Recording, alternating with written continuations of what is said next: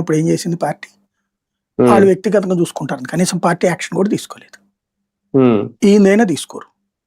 ఉమ్. ఈయన తీసుకుంటే ఈయన ఊరుకోడు. రోజు రచ్చబండ ఉమ్. పెట్టేస్తాడు. అది మళ్ళీ రెబల్ అవుతారా? రఘురామకృష్ణరాజు విషయంలో భయం ఉంది కూటమికి. ఉమ్, ఉమ్, ఆయన్ని కెలకరు. ఉమ్. చట్టం తన పని తాను చేసుకుపోతుంది అనుకుంటారు. అయితే గీతే మేబీ డిప్యూటీ స్పీకర్కి రాజీనామా చేయమంటారు అంతే.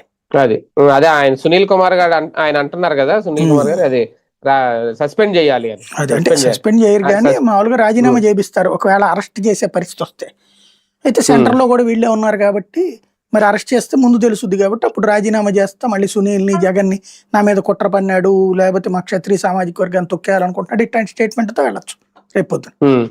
ఒకటిసారి ఇలాంటి వాటిలో ఫైనల్ గా రికవరీ ఎంత వరకు సాధ్యం అవుతుంది అసలు? చెప్పాను కదా ఇప్పుడు 1300 కోట్ల రూపాయలకు గానీ 800 కోట్ల ఎంత రికవరీ అంటున్నారు అంతే. ఇప్పుడు ఇందులో ఈయన ఈ అమౌంట్ ని అక్కడ బ్యాంక్ లో పెట్టి తీసుకుని బ్యాంక్ దగ్గర నుంచి దీన్ని మళ్ళీ వేరే బ్యాంక్ అకౌంట్ లో పెట్టి దాని మీద మళ్ళీ అప్పు తీసుకున్నాడు ఆయన.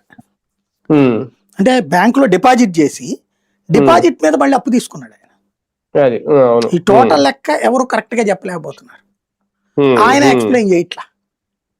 ఇదివరకైతే ఇట్లాంటప్పుడు గుర్తుంటే మీకు అప్పట్లో 2022లో దీని మీద ఆన్సర్ చెప్పారు ఇవన్నీ ఆఫ్టర్ ఆల్ ఇష్యూస్ అది ఇదని. ఇప్పుడు ఏం మాట్లాడారు? అవును అవును మీరు రేజ్ చేశారు అప్పుడు ఎక్కువగా. రైట్ రైట్ చూద్దాం. మొత్తానికి రఘురామకృష్ణరాజు గారి చుట్టూ